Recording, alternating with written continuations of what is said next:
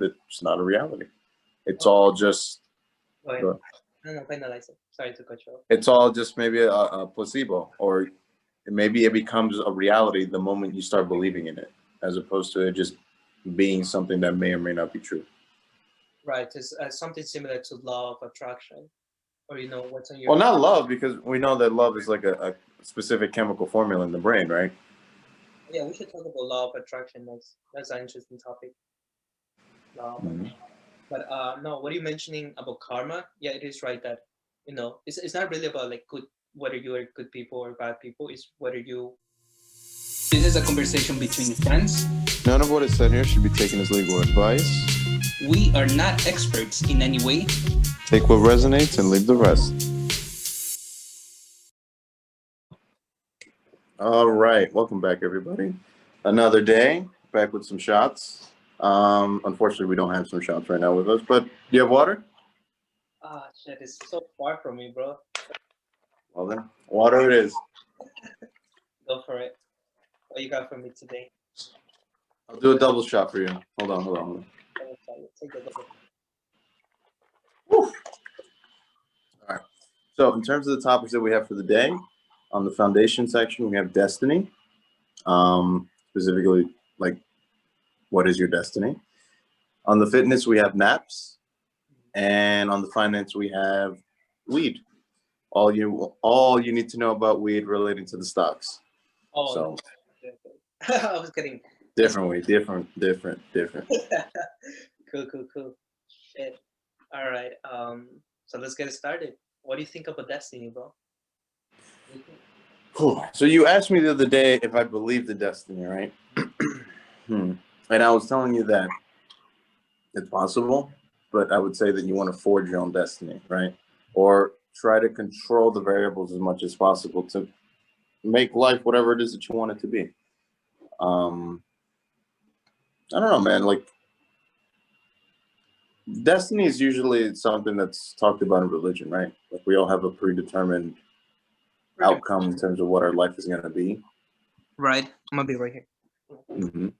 So, to that end, I guess like if that's one of the tenets or one of the beliefs with religion, the only way for you to believe in destiny would most likely be because you also believe in religion.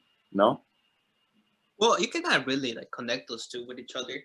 Yeah, it is a big topic on religion, but I don't think that's the primary source for destiny. I think like it's seen a lot of places. Like you can see destiny in movies, you can see destiny or read on books, and even your parents, they'd be like, "Oh, you're destined for great things," or like the colleagues, they talk about this word destiny, and what intrigues me the most is like whether it's true or not. Like you're right. Like we have the ability to control the variables on like the outcome of our lives, but then you can ask yourself, what if that was part of the destiny for you Yeah. to figure it out?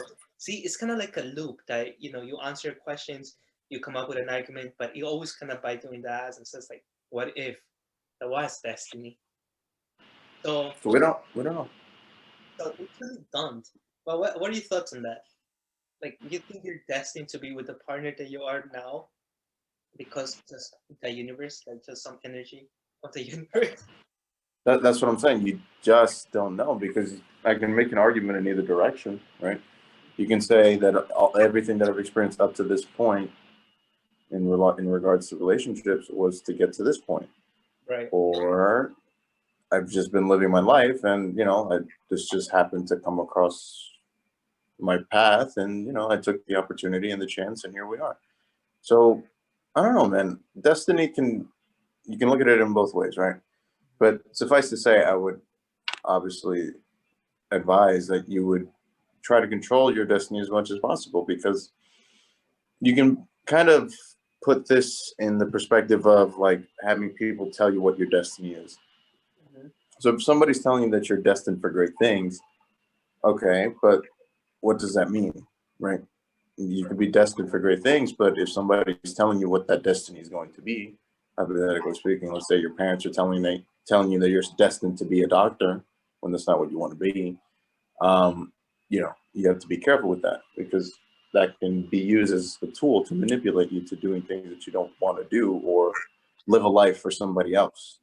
So at the end of the day, I would suggest that live the destiny that you want to live, because you only get one life, as far as we know, right? Because we don't know. So yeah. That's a good point. Now, that one that you mentioned about like living a life that is not yours, or rather than, pretty much comes down to like expectations of people that had a huge influence on your life. Now, I'm just going to read the definition, the official definitions on Google about destiny. It says the events that will necessarily happen to a particular person or thing in the future. So, that hidden power believed to control what will happen in the future. So, fate. That's pretty much what destiny is. It's an interesting question. I always actually ask myself whether, we are predestined, or we have a destiny or a fate overall. But then ultimately, we don't know whether we're going to die tomorrow, or, or how we're going to, how it's not going to happen. But there's some circumstances, or some events that happens in one's life that you just kind of think about, like, oh shit, am I meant to be here? Am I meant to be like at the present, at this instant moment? And it was my destiny to be here. And all the steps that I had taken, all the mistakes that I had made, and all the decisions that I have taken, it drove me here. But ultimately, because remember, you can always kind of dive into the past and see what actions you took or what decisions you took, but you cannot really see the future. So you can kind of predict, or maybe have a what do you call it, like an idea of what might happen if I were to do this, what might happen if I take this action, what will the consequences be, right? But ultimately, you're not 100% sure whether that will be the case or not. So looking more into the future, that becomes like a little rabbit hole. When once you are in the future, once you are living at that moment, once the present is from that right now, you start looking back in the past and just like, shit, if I didn't take that, if I didn't take that action, or I didn't take that decision, then I wouldn't be here. I would be somewhere else. So see, it's always the little loop about destiny. It's hard for me to tell you whether I believe in destiny or not. I honestly don't know. I do have a lot of people who tries to influence, like just friends who I talk to, and they believe a lot in fate. That we everybody has or their own fate, like whether it is to meet the person that they will marry, maybe to just go through circumstances that other people are not going to, or just have a destiny to I don't know, certain stuff. So I do have Solve a big problem, or whatever the case is. Yeah.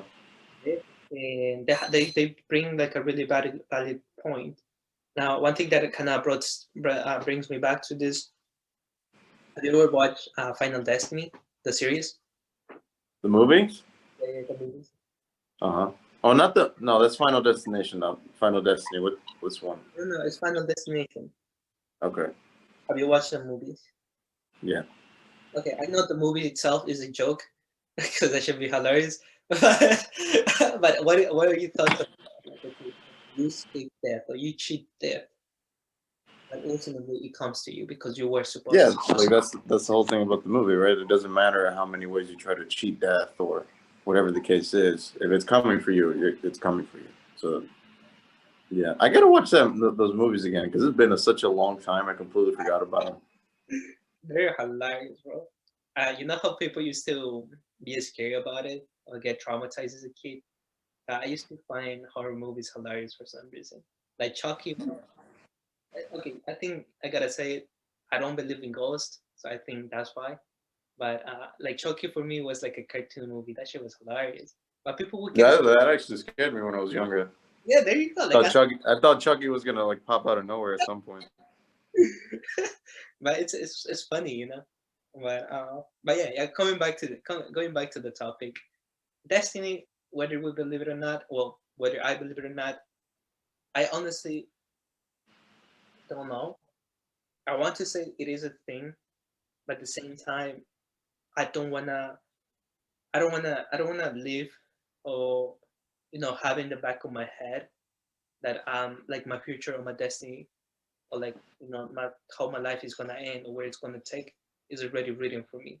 I wanna be the writer of my own book. I wanna be in control of my own destiny, my own, like life. So Yeah. that's why I don't want to believe in it, but at the same time, there's always be in the back of my head that whether or not, because it's a fucking loop. Yeah, but that's one of the things, right? You can't like let yourself get caught up in that thought loop because very easily you can just start wasting time just trying to solve a problem that's not even there. Like, at the end of the day, if it's really not, it's still a life that you need to live, and you still don't know what the outcome is going to be, even if it is predestined. So Yeah, and that yeah, it's an interesting topic, I guess. Um, I hope clear, like just one idea is that's what it takes. One idea to kind of just keep us talking about it. yeah. All right, you got any last points there? Now, what about you? No, that's pretty much it. Just live your life. So you don't believe in destiny, to be clear. I'll say this because what came to mind with destiny is like karma, right? And that's something that I believe, but I don't even know it's true. I mean, it seems true, right? Because good things happen to good people and bad things happen to bad people. That's not always the case, right? So, I mean, maybe destiny, you can make a parallel to karma. If it's something that you believe, then maybe it becomes a reality. And if it's not something you believe, it's not a reality. It's Oh, all just go ahead. No, no, finalize it. Sorry to cut you off. it's all just maybe a placebo, or maybe it becomes a reality the moment you start believing in it, as opposed to it just being something that may or may not be true. Right, it's something similar to law of attraction, or what's on your. Well, not love, because we know that love is like a specific chemical formula in the brain, right? Yeah, we should talk about law of attraction. That's an interesting topic. Law of Mhm. But no, what are you mentioning about karma? Yeah, it is right that it's not really about like good, whether you are good people or bad people. It's whether you do a good action or a bad action. So if you're bad to someone else, which you shouldn't be, then that bad or that evil is gonna come back and bite you in the ass. But if you're good and you always do good, then life itself is gonna recompensate you. It's always gonna come back to you. So that's my understanding about karma, and I do believe it as well. But when it comes to destiny, I think it's just whether you believe it. If you're destined to do something, it's always going to be in the back of your head. So you're always gonna be pursuing towards that. So it's kind of like having a purpose. Right? Yeah. So again, like I would just say that if it's something that you believe in for whatever reason, maybe religious, or you actually like the concept and like the idea of having a structure in terms of a destiny, because it's all predetermined, right? So it's very organized and structured, and you know exactly how it's going to start and finish. And there you go. You have a destiny. You believe in it. And if you don't, then you're subject to more chaos and randomness. And that's something that we talk about here often, like the randomness of life. Those are variables that you can't control. But the only thing you do have control over is yourself and the actions that you take every day. But now, Um, Go ahead. that's the only thing that we have control of, because we cannot change the past, and the future is unpredictable. So the only variable that you have control is the right now. That Hmm. that's one of the reasons why I don't want to believe in it. There All you right, go. we move on to the next topic, which is fitness. All right. So naps. So today we're talking about naps. Should we be taking naps? Have you taken a nap today? I did. No, but I do need it. uh, Yeah, I can tell. no. Uh, do we take naps? Yes, actually, I took a psychology class um back on, I think last year. I think I don't remember.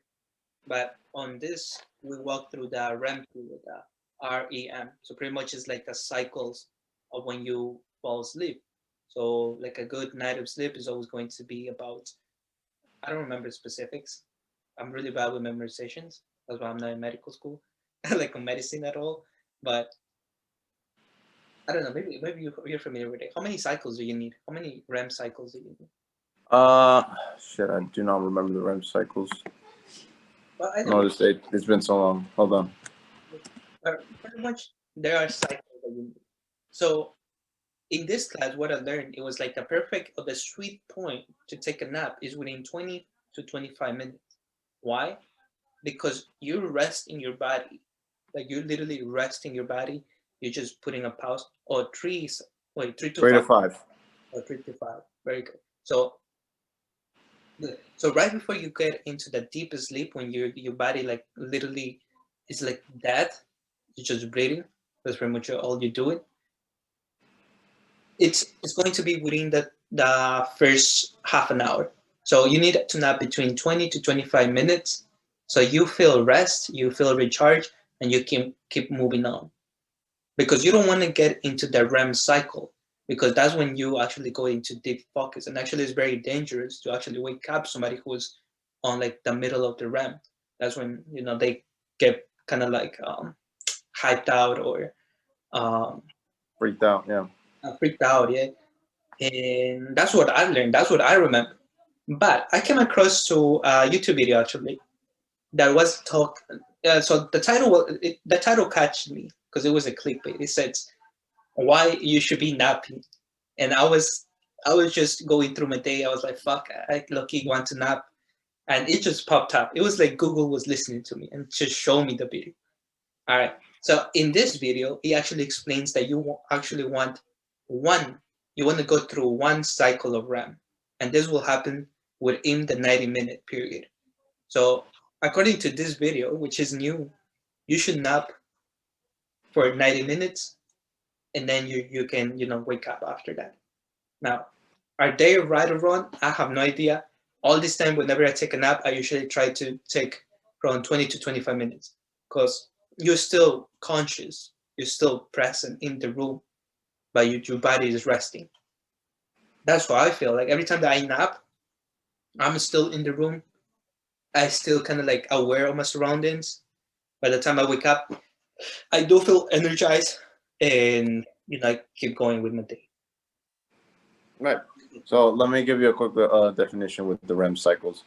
So on average, you'll go through about 3 to 5 REM cycles per night, with each episode getting longer as the night progresses. The final one may last roughly an hour. For a healthy adult, spending 20 to 25% of your time asleep in the REM stage is a good goal. If you get 7 to 8 hours of sleep, around 90 minutes of that should be in REM.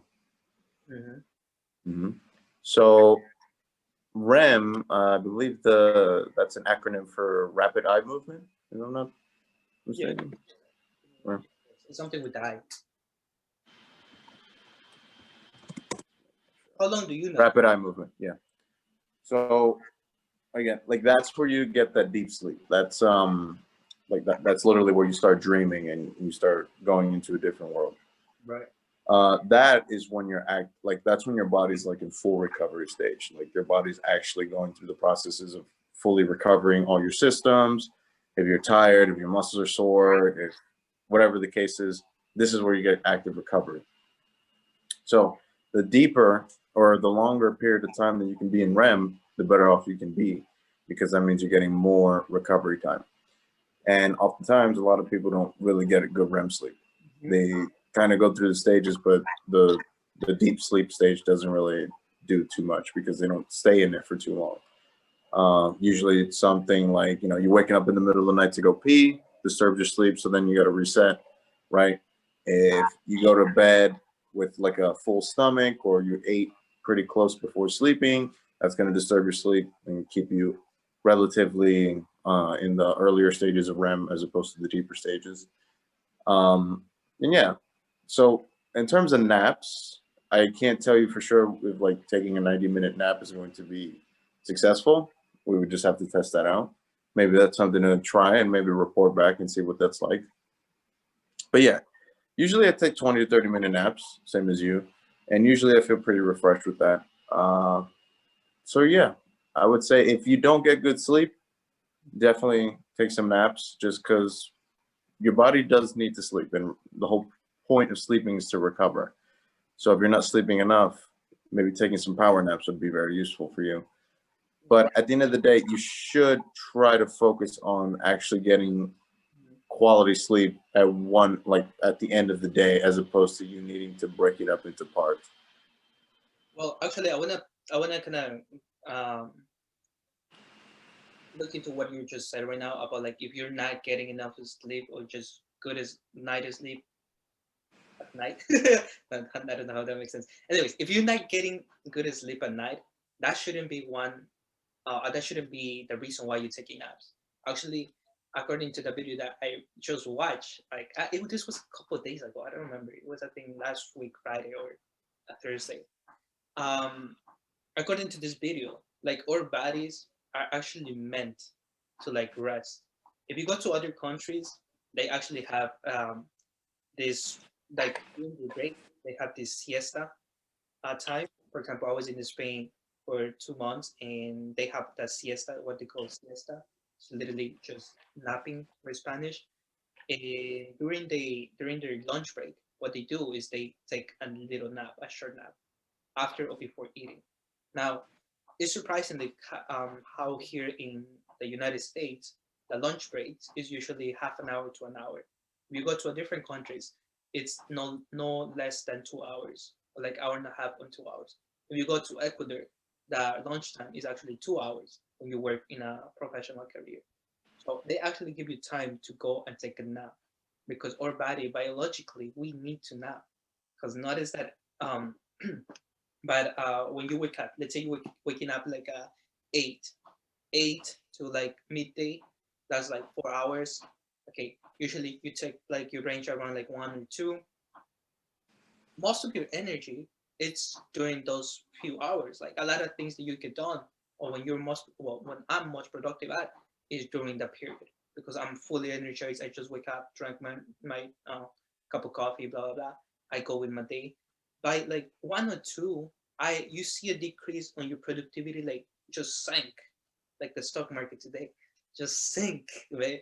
So so you need to power nap in order to you get like the B um how do you call it, like a B recovery. There you go. V-shaped recovery.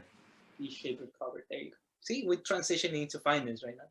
The V-shaped recovery, in you can continue with the rest of your day and actually end your day with energy. So you actually need the middle point. So the best time to nap, I would recommend to be, well, according to that video actually, and what has worked for me is around like 2 p.m. to 4 p.m.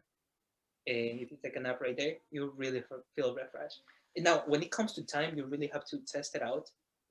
For me, 20 to 25 minutes works perfectly, but I do need to test the 90 minute because I recently just watched that. But 90 minutes is a huge difference. Right? Yeah, we'll test it. We'll see. I'll take a 90-minute nap in the middle of the day, and you do the same. Yeah, I'm gonna test that once I have more time. I have 4 hours of the day. Come on, but yeah, sleep is very important. So you should be just because you're napping during the day doesn't mean that you should sacrifice time of your sleep. Be very careful. So actually, here's a point because maybe I don't know. For me, because I'm a light sleeper, if I'm not diligent about like actively tiring myself out throughout the day, if I go towards later parts in the evening to go to sleep, it's really difficult to go to sleep because I still feel like I'm energized. So that's why I usually try to stay away from naps. But maybe at the end of the day, one of the, like I know for me, like the times I get the best sleep is usually when I'm just like completely exhausted. Like I literally just I have to burn myself out. Like I have to do a lot of work, exercise, make sure that timing my food has to be like at least 3 to 4 hours before bed, not drinking any liquids before bed so I don't wake up in the middle of the night. And then boom, I'm just completely knock out. Or, when you drink a little bit of alcohol and, you're feeling pretty nice and then you go to bed. That's usually some decent sleep too, but that's not always recommended just simply because alcohol is a drug. So you want to be careful with that one. To be honest, I would recommend weed. If you're having trouble sleeping, smoke weed before you go to sleep. Trust me, that helps a lot. You sleep like a baby. But it's a drug, and be careful because it can get addicting. Well, if you control it. Yeah, that's what I mean. But one thing that you mentioned about being exhausted, that's not healthy and that's not sustainable because I've been going to bed like dogs, like literally now, because I'm leaving all my stuff like by my desk, like I don't take no phone or nothing. As soon as lay down on my bed, but this is because I'm being exhausted and sometimes mental exhaustions it's bigger than physical exhaustions, right? So that's why I can understand people now who like work 9 to 5s because yes they wear like nice suits and whatever, but they literally breaking their heads, and that's more exhausting than that physical job. But ultimately, you training your body too much, and I felt like that's not sustainable in the long term. Because like if you go exhausted to bed like every single day and you're not relaxing, your body's already with the pressure, with the you know I think it's definitely not healthy. Like I'm definitely trying to improve that, and maybe power naps still will be one of those big advantages.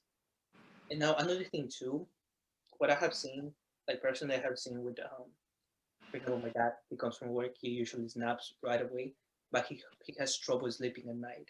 So I would definitely not recommend that. So I tell him like you shouldn't nap during like at 6 p.m. Don't nap at 6 p.m. No, 6 p.m. Don't nap. Just go to sleep because it's usually what already too close to the sleeping window. exactly. So definitely don't nap like 2 or 3 hours before you go into sleep because then you're just gonna have trouble falling asleep afterwards. But yeah, that's pretty much it on this topic. So naps, very helpful, very healthy. Do them. Try it out. The theory about like that 20 minutes and 90 minutes. Do your own research. I'm not an expert. What works for me personally, 20 minutes. I set my alarm for 25. But sometimes it takes 5 minutes to fall asleep. So I usually do 25. That's why And I usually put 30. I can do much. But yeah, or you're just not trying to get into the REM sleep. That's all. Yeah, That's from my understanding. give it a shot and see what happens. All right, so let's go Yeah, ahead. you just mentioned about pot, weed being one of those medicines that can help you sleep. Let's move on to the topic in finance. What is it? So on the finance, we're talking about some stocks related to the weeds, to the marijuanas, to the alternative agriculture. Um, so yeah, today was a really big day for most marijuana stocks. You saw jumps. I think what was it? Sundial. That's the penny stock weed company had like almost 100% run. No, it had 100% run today. 113, I think. Tilray was another one, which had us like 60% plus. The Uh, yeah. the ETF had a really nice run, like 30 something percent. With the 1 year in, ACB had a pretty good run today as well. So yeah, all around pretty good stuff. Now the question is, what was the catalyst for this? Do you know? I actually no, I was to stay away from the news today, but I'm pretty sure it will be something related with politics. So Biden, so maybe a new news report about legalizations and the process might have happened. I'm actually not sure. Are you aware of something? No, no, no. I was just watching the stocks go up. I was like, that's pretty interesting. I don't know what's happening. And by the time it was like by the time I had the awareness, it was already too late to try to jump in. It was already too high. But Yeah, you never know. I was looking at my portfolio for like I usually trade in the morning, like around I watch how the market reacts in the first hour, and by like 10, 11, 10 to 12, that's when I do most of my tradings. I was looking at my portfolio and ACV was just to the roof. And I was like, what is happening? Because this catalyst happened in the morning. So something must have happened yesterday if that was the case. But no, I mean, overall, like I own ACB for the long term. I used to own Tilray, but it made me lose money. So I sold it out. And I saw that it was jumping on the 770s today, I think. But no, one thing that I want to say, like marijuana or just like alternative agriculture to be fancy, because we are professionals here. Nah. But anyways, it has a lot of potential overall. Like if you look at it, if it gets legalized, a lot of tax money is going to come from it. And not just that, when a product is legal, there's opportunities for innovation. Now, I know there's some states like, they sell candy, they sell foods, they sell pills, they said it's not just about smoking marijuana, but also being a commodity, ultimately. Yeah, that's what it is, right? It is a commodity, absolutely. And medicine as well. Like it has a lot of Properties. properties.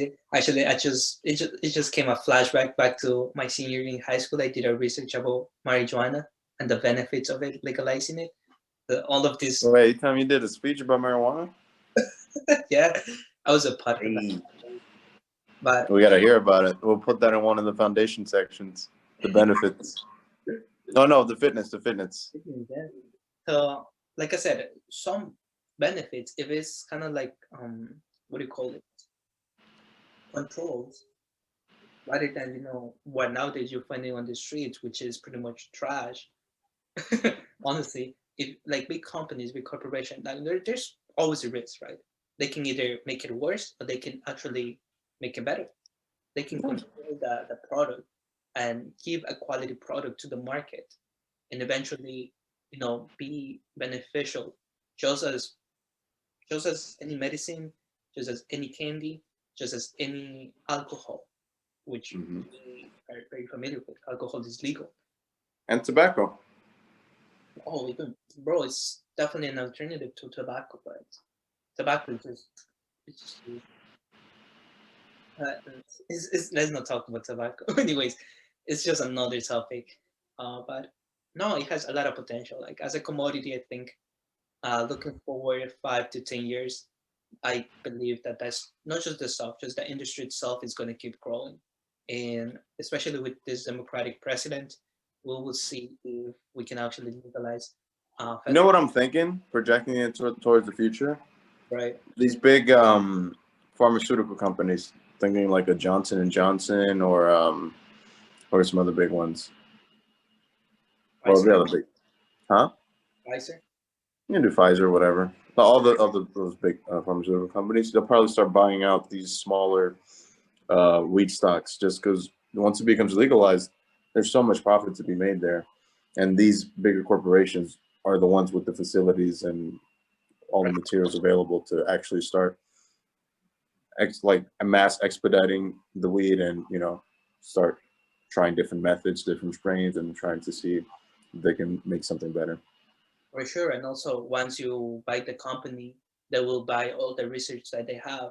So, they can continue rather than starting from scratch. So, there's definitely potential on that. That's a really good point that you brought there. But yeah, I think that's one of the reasons. I think just maybe just people talking about the potentials. I'm not aware about any other catalyst about it. And I'm just reading the news right now, and there's nothing.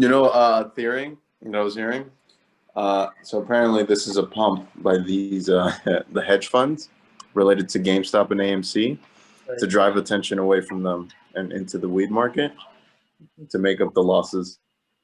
Well, people can speculate. The Yep. the market of the potential is there. No, 100%. It's definitely something that's one of those future industries, right? So you got stuff like EVs, electric vehicles, everything related to electric vehicles, like the charging stations. You got weed, you have energy, um, what else? E-commerce.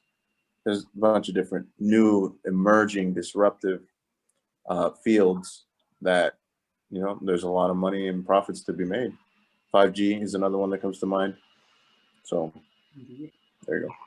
There's definitely emerging markets, new markets, and sometimes people like people want to invest on something that's already established, like e-commerce. I would say, like I wouldn't put most of my into let's say Amazon or Facebook because they're already established companies. You gotta look into new companies like Jumia. That's a good Jumia, which is You saw Jumia? It's popping off.